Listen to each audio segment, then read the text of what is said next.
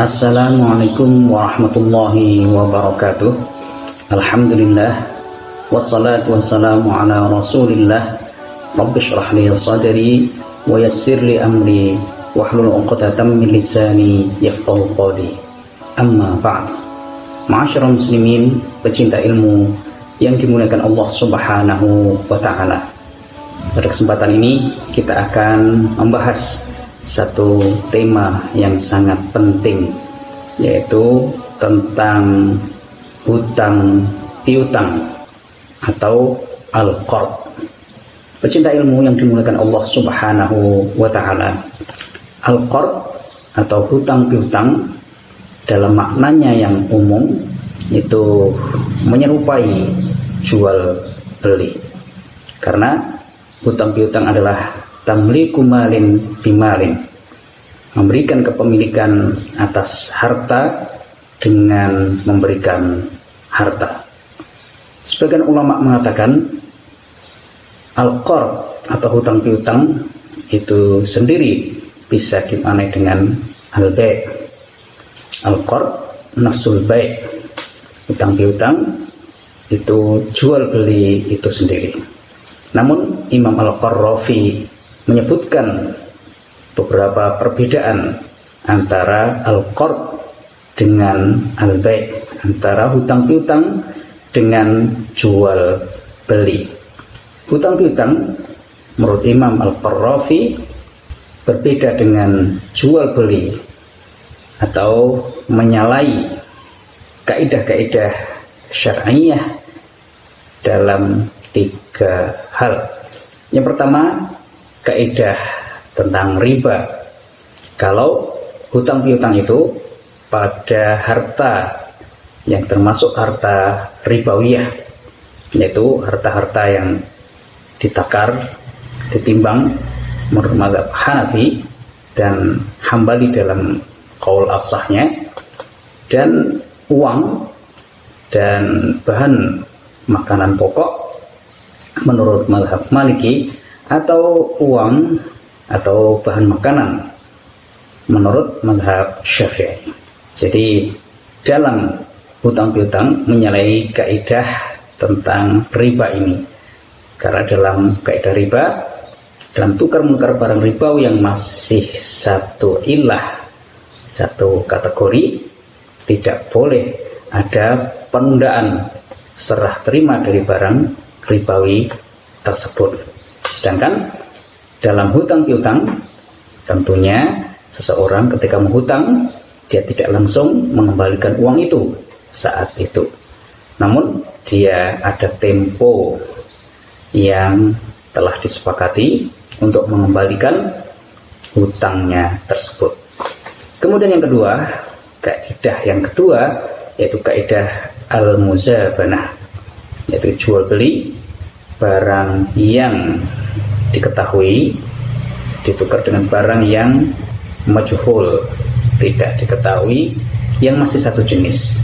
Kalau qard itu pada barang-barang yang bukan barang-barang misli, seperti hewan dan semacamnya, maka hutang piutang menyalahi kaidah muzabanah ini, yaitu menyerahkan harta, kemudian pengembaliannya belum diketahui harta yang akan dipakai untuk mengembalikannya.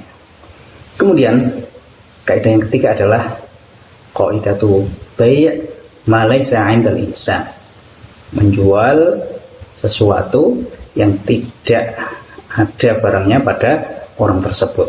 Kalau hutang piutang itu berkaitan dengan barang-barang yang sifatnya misliyat, barang yang mudah dicari padanannya di pasar.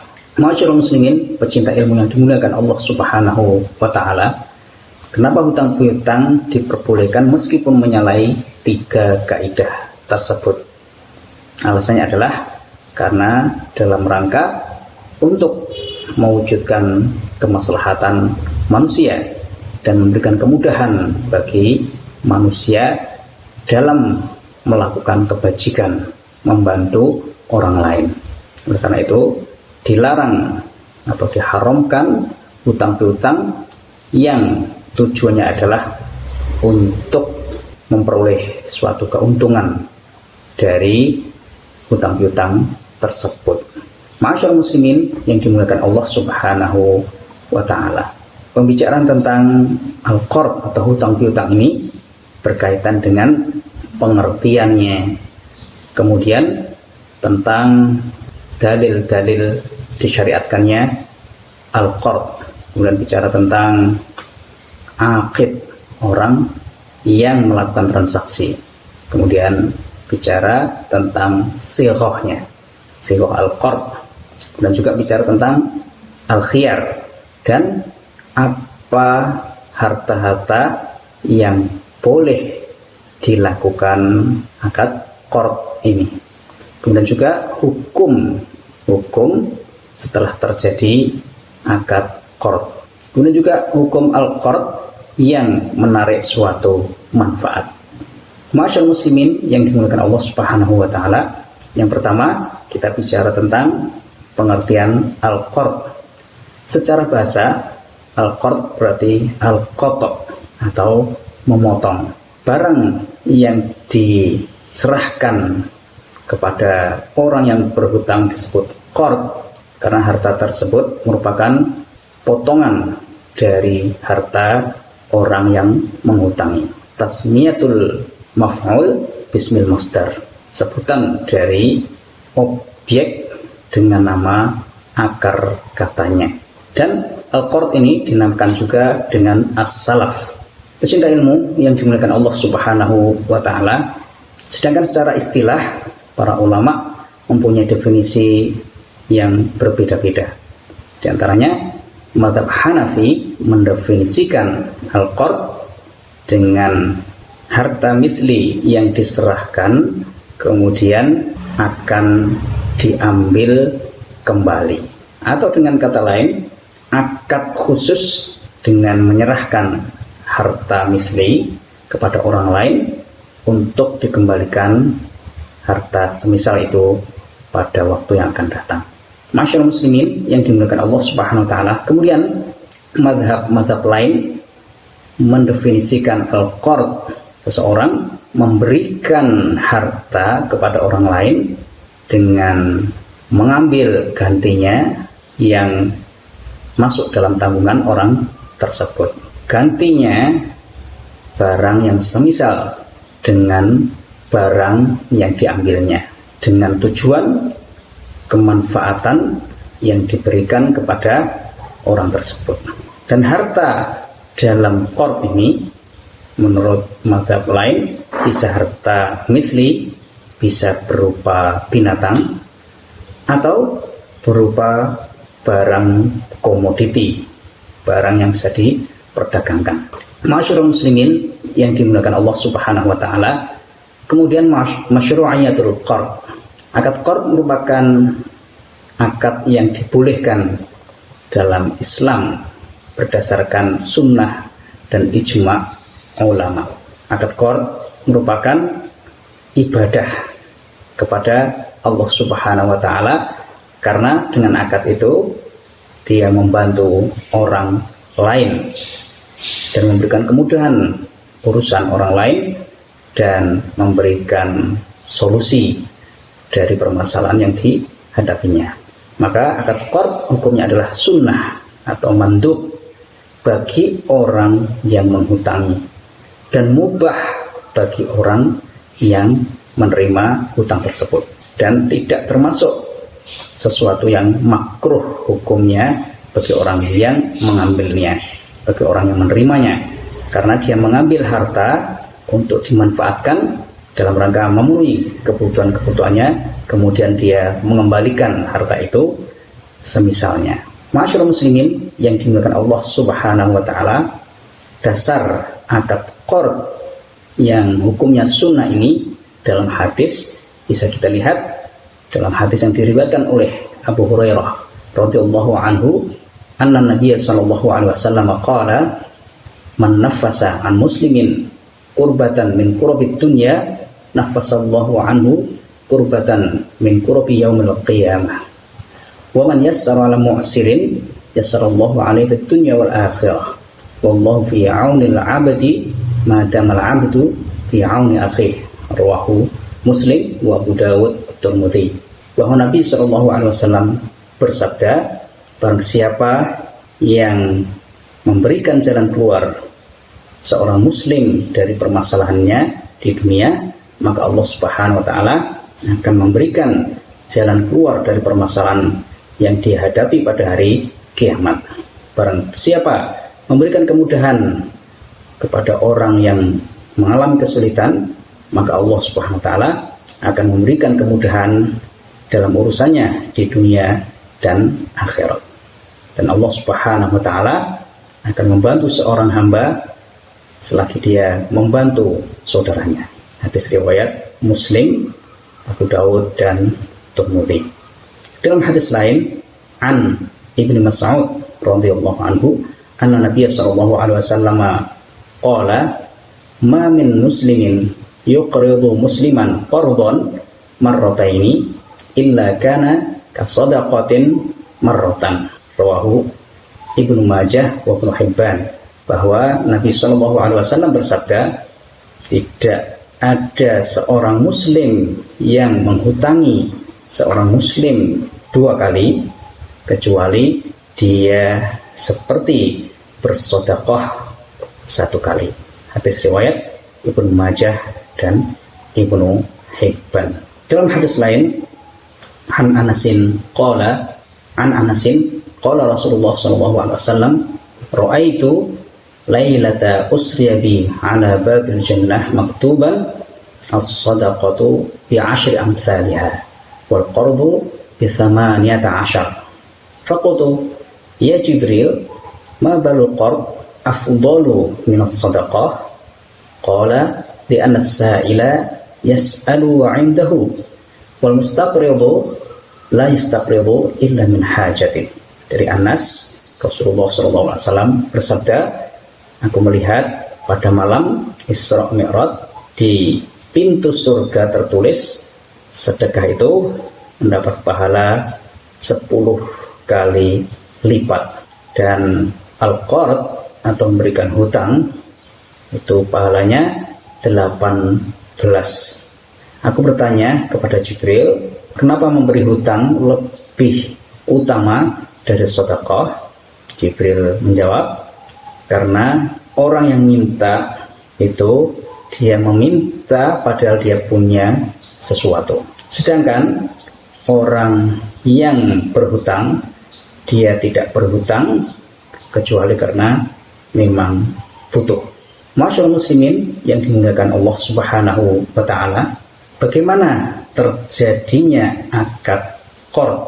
Akad qard merupakan akad tamlik, memberikan kepemilikan, maka tidak bisa terjadi kecuali akad itu dilakukan oleh orang yang memiliki kecakapan dalam melakukan tasarruf.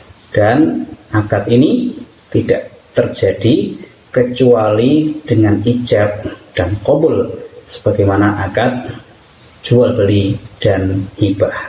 Dan akad qard ini bisa dilakukan menggunakan kata-kata qard, hutang, dan salaf dan dengan setiap kata-kata yang menunjukkan maknanya. Sedangkan menurut mazhab Maliki, bahwa kepemilikan dalam qard ini bisa ditetapkan dengan akad meskipun belum ada serah terima, hartanya belum diserahkan. Dan boleh bagi seorang yang menerima hutang ini untuk mengembalikan semisalnya atau barang itu sendiri, baik harta itu misli atau bukan misli, selagi tidak berubah dengan adanya tambahan atau berkurang. Kalau harta itu berkurang, maka wajib mengembalikan semisalnya. Masyaallah muslimin yang dimuliakan Allah Subhanahu wa taala. Kemudian para ulama juga membahas tentang ishtiratul ajal fihi, pensyaratan adanya batas waktu pada akad hutang piutang.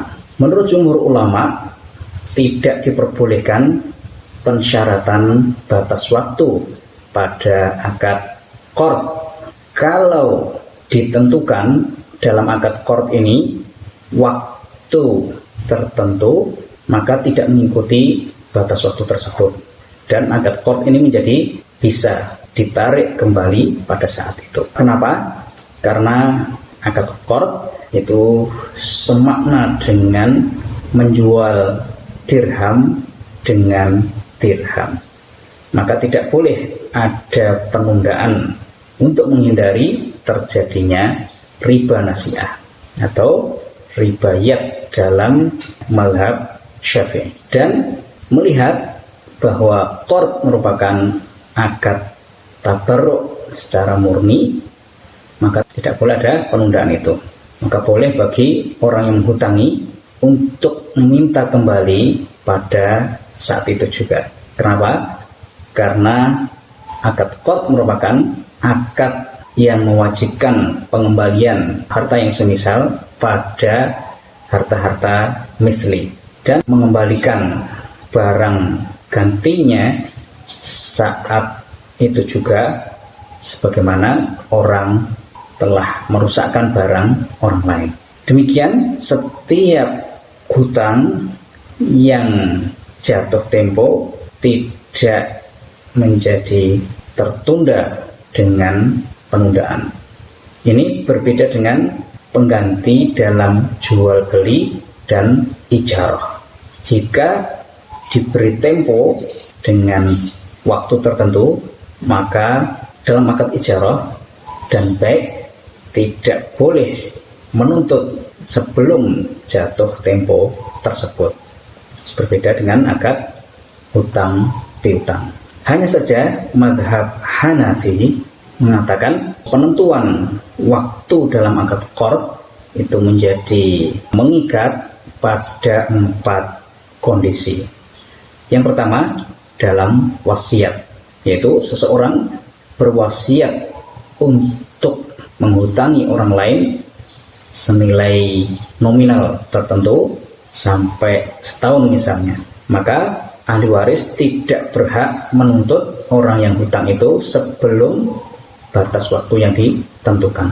Yang kedua adalah al-juhud, yaitu ketika akad qard sulit dalam pelunasannya, kemudian orang yang menghutangi itu memberikan batas waktu, maka batas waktu itu menjadi mengikat. Yang ketiga yaitu adanya hukum pengadilan, yaitu ketika seorang qadhi, seorang hakim menghukumi lazimnya qard atau akad qard itu mengikat, maka penentuan waktu itu menjadi mengikat. Berdasarkan mazhab Maliki, Ibnu Abi Layla dan yang lainnya, maka hal ini menjadi lazim, mengikat. Kemudian yang keempat, dalam al-hiwalah, pemindahan hutang atau pemindahan piutang kepada pihak lain. Seseorang yang berhutang memindahkan hutangnya kepada orang lain. Kemudian orang yang menghutangi memberikan batas waktu, karena hiwalah itu bisa membebaskan. Artinya seorang terbebas dari hutang itu dengan akad hiwalah ini. Dan bagi orang yang dipindahkan atau muqrid atau orang yang menghutangi berhak menagih kepada pihak lain yang hutangnya muqtarid dipindahkan kepadanya dengan dasar hiwalah. Maka ini hakikatnya adalah penundaan hutang, bukan qard. Kesimpulannya, boleh penetapan waktu atau penundaan waktu qard menurut mazhab Hanafi meskipun akad qard itu bukan akad lazim atau bukan akad yang mengikat, dan penetapan waktu itu menjadi mengikat pada 4 kondisi tersebut. Masyarul muslimin yang dimuliakan Allah Subhanahu wa taala, Imam Malik mengatakan boleh mensyaratkan adanya batas waktu dan syarat itu menjadi mengikat. Maka kalau ditentukan batas waktu pada akad qard pada waktu yang tertentu, maka akad qard ini menyesuaikan batas waktu tersebut.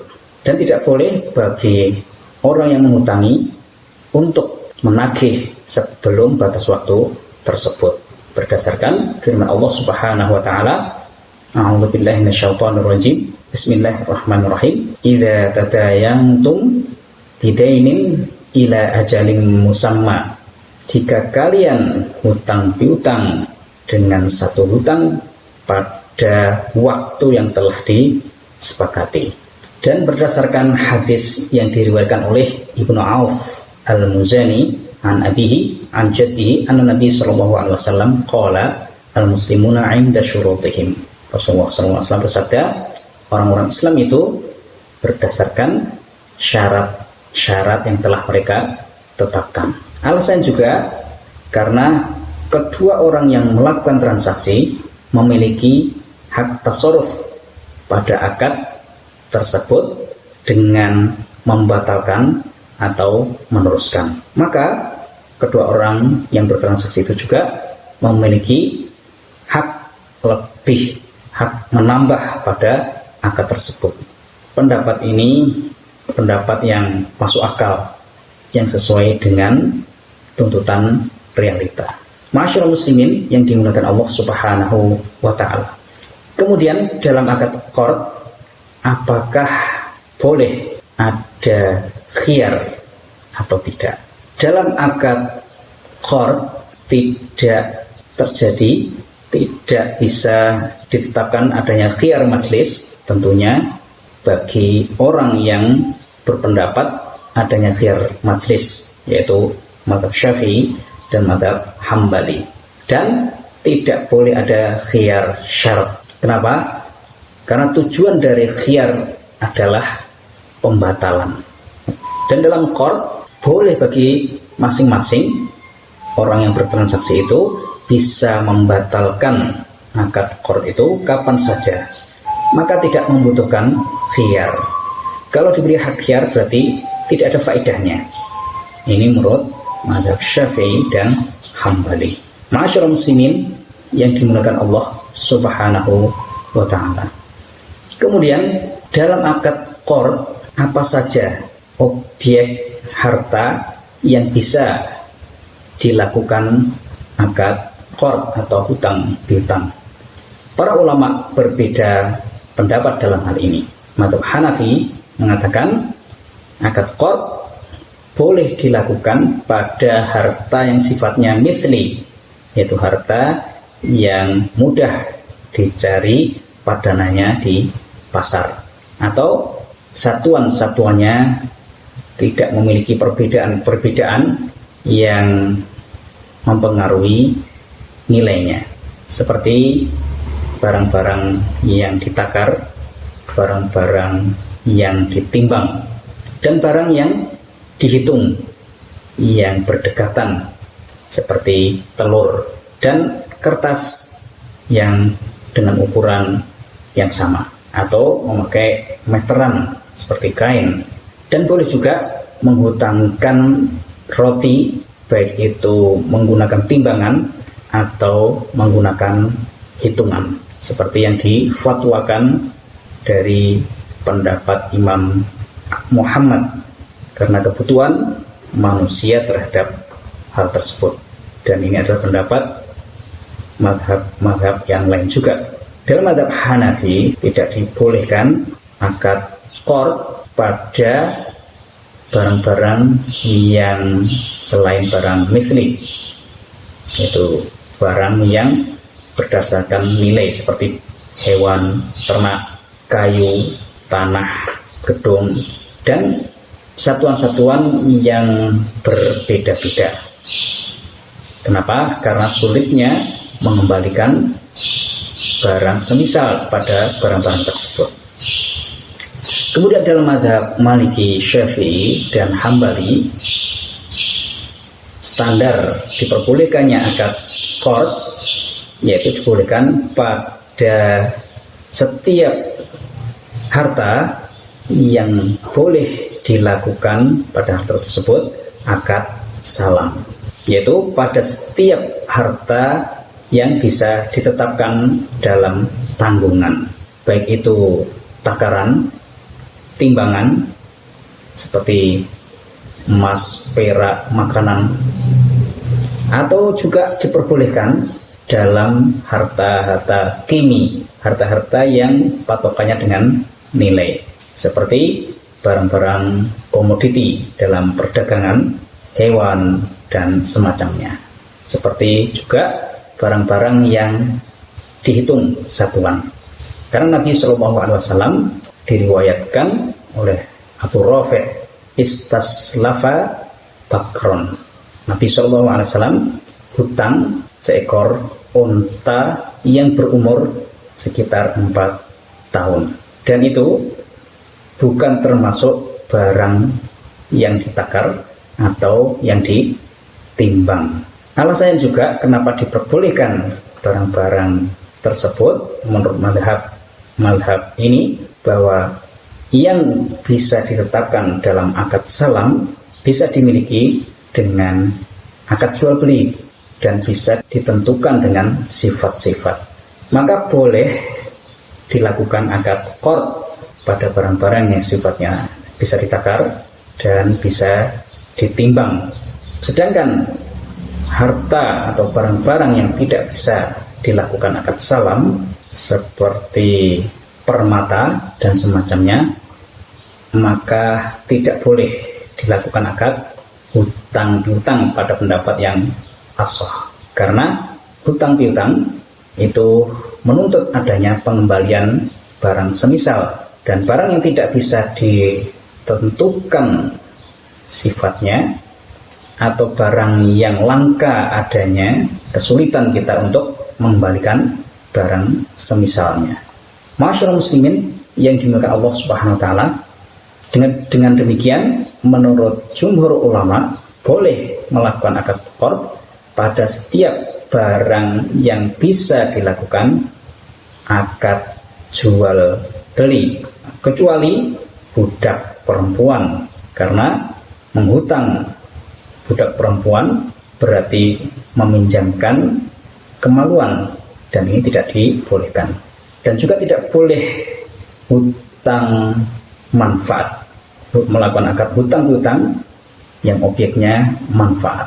Ini berbeda dengan pendapat Ibnu Taimiyah. Misalnya seseorang melakukan panen bersamanya pada suatu hari, kemudian imbalannya dia juga menemani panen dengan orang tersebut semacamnya, atau dia memberikan kesempatan untuk tinggal di rumahnya dengan imbalan orang lain tersebut memberikan kesempatan dia untuk tinggal di rumahnya juga. Dan akad qard tidak sah pada sesuatu yang masih dalam tanggungan, seperti tanah, rumah, warung, kebun, karena hutang piutang menuntut adanya pengembalian semisalnya. Dan barang-barang seperti ini tidak ada barang semisalnya, dan barang semisal yang diakui sebagai pengganti menurut mazhab Maliki adalah kesamaan dalam sifat dan kadarnya. Sedangkan menurut mazhab Syafi'i dan Hambali, kesamaan yang dituntut adalah kesamaan dalam bentuknya. Dan tidak sah hutang piutang dalam barang atau harta yang wujudnya itu langka, seperti permata yang mewah, karena biasanya tidak ditemukan untuk pengembaliannya. Masyaallah muslimin yang dimuliakan Allah Subhanahu wa taala, kemudian apa hukum-hukum yang berkaitan dengan qard ketika terjadi akad qard? Yaitu ketika terjadi akad qard, maka terjadi kepemilikan menurut Abi Hanifah dan Muhammad dengan al-qabd, dengan serah terima. Kalau seseorang mengutang 1 kilo gandum misalnya dan menerimanya, maka dia boleh menyimpannya dan boleh mengembalikan semisalnya, meskipun orang yang menghutang itu minta untuk mengembalikan barang itu sendiri, karena barang tersebut sudah keluar dari kepemilikan orang yang menghutang dan menjadi tanggungan bagi orang yang menghutang untuk mengembalikan semisalnya, bukan barang itu sendiri, meskipun barang itu masih ada. Imam Abu Yusuf mengatakan orang yang menghutang tidak memiliki barang yang dihutang itu selagi barang itu masih ada.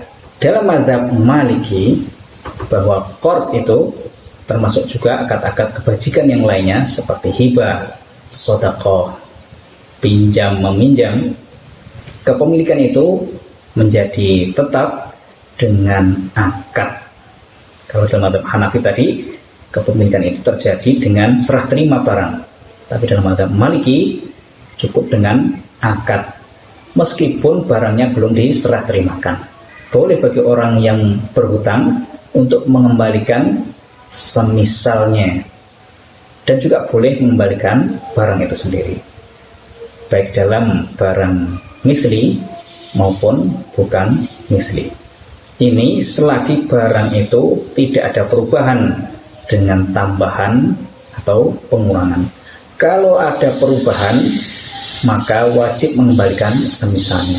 Kemudian dalam mazhab Syafi'i, dalam qaul yang ashah, dan mazhab Hambali, bahwa kepemilikan dalam qard itu terjadi dengan serah terima, dan orang yang menghutang bisa mengembalikan menurut mazhab Syafi'i itu barang semisal dalam harta yang sifatnya misli, karena ini lebih dekat kepada haknya.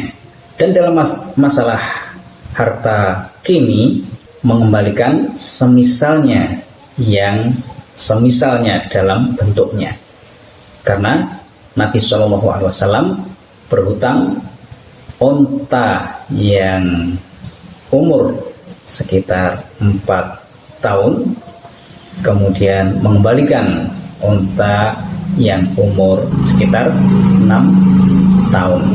Dan Rasulullah SAW bersabda, inna khiyarukum ahsanukum qada'an.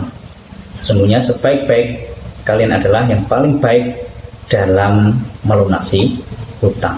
Dan dalam mazhab Hambali, wajib mengembalikan semisalnya dalam barang-barang yang sifatnya ditakar dan barang-barang yang sifatnya ditimbang, sebagaimana yang disepakati oleh para ahli fikih. Dan selain barang yang ditimbang dan ditakar, dalam mazhab Hambali ada 2 pendapat. Yang pertama mengatakan wajib dikembalikan nilainya pada saat hutang. Yang kedua mengatakan wajib dikembalikan semisalnya dengan sifat-sifatnya yang diperkirakan. Masyaallah muslimin yang dimuliakan Allah Subhanahu wa taala, kemudian tempat pengembalian barang dalam akad hutang piutang. Para ulama mazhab 4 sepakat bahwa pelunasan hutang dilakukan di kampung tempat dilakukan akad qard tersebut, dan boleh dilakukan dimanapun atau di tempat lain jika tidak membutuhkan biaya dalam transportasi dan pemindahan barangnya. Atau kalau ada halangan di jalan, tidak bisa lewat, khawatir terjadi sesuatu, kalau dibutuhkan atau diperlukan pelunasan di tempat yang lain, maka orang yang menghutangnya tidak tidak wajib menerima pelunasan tersebut. Masyaallah muslimin yang dimuliakan Allah Subhanahu wa taala. Syarat-syarat qard secara umum bisa kita simpulkan pada 4 syarat. Yang pertama, bahwa akad qard itu dilakukan dengan sighah ijab qabul atau yang mengganti ijab qabul tersebut menurut jumhur ulama sebagaimana dalam akad mu'athah jual beli yang tidak menggunakan ijab qabul dengan ucapan. Sedangkan menurut mazhab Syafi'i tidak cukup akad yang tidak menggunakan ijab qabul dengan ucapan, demikian juga pada akad qard ini sebagaimana akad-akad yang lainnya.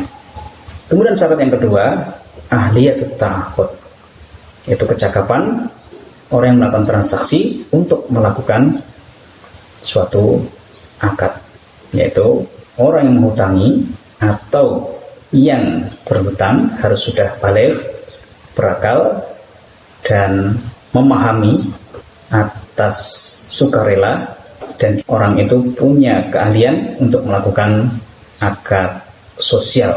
Karena qard, hutang piutang, merupakan akad tabarruk yang sifatnya sosial. Maka tidak boleh akad qard dilakukan oleh anak kecil, kemudian juga orang yang gila dan orang yang boros yang telah ditahan dan orang yang terpaksa melakukan suatu akad, dan juga dari seorang wali tanpa adanya unsur darurah atau kebutuhan yang mendesak, karena mereka tidak mempunyai kecakapan untuk melakukan akad yang sifatnya sosial atau bantuan.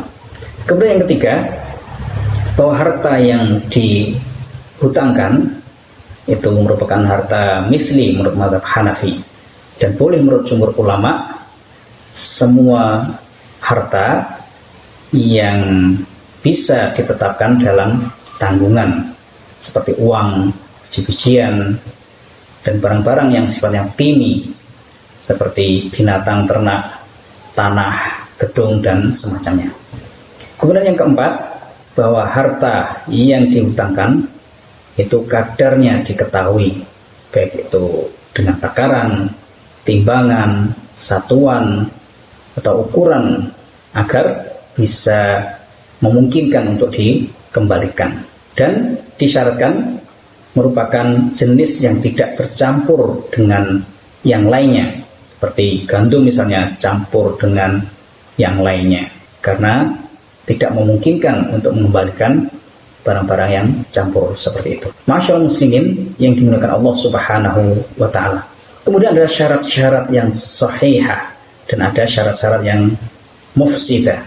Yasihu ishtirat ay syartin, boleh mensyaratkan suatu syarat untuk menguatkan hak, seperti mensyaratkan adanya jaminan dengan harta qard atau kafil, atau ada yang menjamin, atau saksi terhadap akad atau penulisan hutang, atau adanya pengakuan di depan seorang hakim. Menurut jumhur ulama tidak sah mensyaratkan adanya penetapan waktu dalam akad qard, dan sah menurut mazhab Maliki sebagaimana yang telah kita jelaskan tadi. Pada akad qard tidak sah, tidak boleh mensyaratkan atau membuat syarat yang tidak sesuai dengan tabiat akad, seperti mensyaratkan tambahan pada penggantinya, atau mengembalikan barang yang bagus sebagai ganti dari barang yang cacat, atau syarat menjual rumahnya misalnya. Kemudian syarat yang rusak yaitu mensyaratkan adanya tambahan pada pelunasan qard, atau memberikan hadiah kepada orang yang menghutangi. Kalau ada syarat seperti ini, maka syaratnya itu tidak diterima atau diabaikan. Syarat ini tidak merusak akad tersebut. Dan suatu syarat itu tidak dianggap atau diabaikan dan tidak berpengaruh kepada akad jika tidak ada kemaslahatan bagi seseorang, seperti mengembalikan barang yang cacat, pengganti barang yang bagus, barang yang jelek, pengganti barang yang bagus, atau mensyaratkan untuk menghutanginya barang yang lain. Masyaallah muslimin yang dimuliakan Allah Subhanahu wa ta'ala, apa kewajiban bagi seorang yang berhutang? Bagi orang yang berhutang wajib mengembalikan semisal barang yang dihutangnya jika barang itu mislian, dan mengembalikan semisalnya dalam bentuknya menurut selain mazhab Hanafi jika objek qard merupakan barang yang sifatnya qimi, barang yang berkaitan dengan nilai, seperti mengembalikan domba yang menyerupai domba yang telah dihutangnya atau menyerupainya dalam sifat-sifatnya. Sedangkan waktu pengembalian hutang menurut selain mazhab Maliki adalah kapan saja orang yang menghutang itu berkehendak setelah terjadi serah terima barang yang dihutang itu. Karena akad qard merupakan akad yang tidak bisa ditetapkan waktunya. Sedangkan dalam mazhab Maliki bahwa waktu pelunasan hutang adalah ketika jatuh tempo sesuai yang telah disepakati, karena qard waktunya bisa ditetapkan berdasarkan kesepakatan kedua belah pihak. Masyaallah muslimin yang dimuliakan Allah Subhanahu wa ta'ala. Kemudian ada kaidah kullu qardin jarra naf'an bahwa riba, bahwa akad qard itu tujuannya adalah untuk membantu orang dalam memudahkan urusan-urusannya, bukan sarana untuk mendapatkan keuntungan. Oleh karena itu tidak boleh orang yang berhutang mengembalikan kepada orang yang menghutanginya kecuali semisal barang yang telah dihutangnya. Berdasarkan kaidah kullu qardin jarra naf'an bahwa riba, setiap qard yang menarik suatu kemanfaatan maka termasuk riba. Dan keharaman ini terjadi karena dua hal. Yang pertama, karena disyaratkan atau menjadi kebiasaan, bahwa tambahan atau manfaat yang diberikan oleh orang yang berhutang itu kepada yang menghutangi itu disyaratkan dalam akad. Misalnya, saya hutangi kamu 100.000 dengan syarat kamu kembalikan nanti 120.000, atau menjadi kebiasaan dalam masyarakat itu. Misalnya seorang ketika berhutang dia mengembalikan lebih di tradisi masyarakat tersebut. Kalau tidak disyaratkan dan tidak menjadi kebiasaan, maka seorang yang berhutang boleh mengembalikan hutangnya dengan menambah baik itu sifatnya ataupun kadarnya. Ini berdasarkan hadis Nabi SAW bahwa Nabi SAW berhutang unta yang sekitar umur 4 tahun, kemudian mengembalikan unta itu dengan unta yang umurnya sekitar 6 tahun. Masyaallah muslimin yang dimuliakan Allah Subhanahu wa ta'ala, bagi orang yang berhutang maka hendaknya dia segera melunasi hutangnya. Kalau dia menunda-nunda maka mendapat ancaman, sebagaimana dalam hadis An Abi Hurairah anna Rasulullah SAW qala mautul ghaniyyi dzulmun wa idza utbi'a ahadukum ala mali'in fayatba. Rasulullah SAW bersabda bahwa orang-orang yang menunda-nunda pelunasan hutang padahal dia punya harta maka termasuk kezaliman. Dan jika seseorang diminta untuk menagih hutangnya kepada orang yang punya harta, maka hendaknya dia mengikuti permintaan tersebut. Rawahu Abu Dawud wa ghairuhu. Hadis diriwayatkan oleh Imam Abu Dawud dan yang lainnya. Sebaliknya, bagi orang yang menghutangi, adabnya adalah disunahkan dia untuk memberi waktu kepada orang yang kesulitan melunasi hutang. Sebagai dalam sebuah ayat, Allah Subhanahu wa taala berfirman, "A'udzubillahi minasyaitonir rajim, wa in kana dzu usratin fanadhiratun ila maisarah wa an tasaddaqu khairul lakum in kuntum ta'lamun." Dan jika seseorang mendapati orang yang berhutang itu dalam kesulitan, hendaknya dia memberi waktu sampai dia mendapatkan kemudahan untuk melunasinya. Dan jika kalian mensedekahkan hal itu, maka itu lebih baik bagi kalian jika kalian mengetahui. Yang terakhir berkaitan dengan akad qard ini adalah pembahasan tentang dha' wa ta'ajjal, yaitu mempercepat pelunasan hutang dengan mendiskon nominal hutang tersebut. Jumhur ulama mengatakan bahwa dha' wa ta'ajjal ini haram hukumnya, sedangkan diriwayatkan dari Ibnu Abbas, Zufar dan yang lainnya membolehkan akad tersebut. Lima rawahu Ibnu Abbas anna Nabi sallallahu alaihi wasallam lamma amara bi ikhraji bani an-Nadir ja'ahu nasun minhum qalu ya Nabi Allah innaka amarta bi ikhrajina wa lana 'alan nasi tuyunun lam tahul. Faqala Rasulullah sallallahu alaihi wasallam du'u wa ta'ajjalu. Diriwayatkan oleh Ibnu Abbas radhiyallahu anhu bahwa Nabi sallallahu alaihi wasallam ketika memerintahkan pengusiran Bani Nadir, datang sebagian orang dari mereka mengatakan, wahai Nabi Allah, sungguhnya engkau memerintahkan pengusiran kami dan kami memiliki piutang pada sebagian orang yang belum jatuh tempo. Maka Rasulullah SAW mengatakan, du'u wa ta'ajjalu, turunkan nominal dari hutang itu dan percepat tagihannya. Masyaallah muslimin yang dimuliakan Allah Subhanahu wa taala, demikian pembahasan kita tentang hutang piutang atau al-qard. Wabillahi taufiq. Wassalamualaikum warahmatullahi wabarakatuh.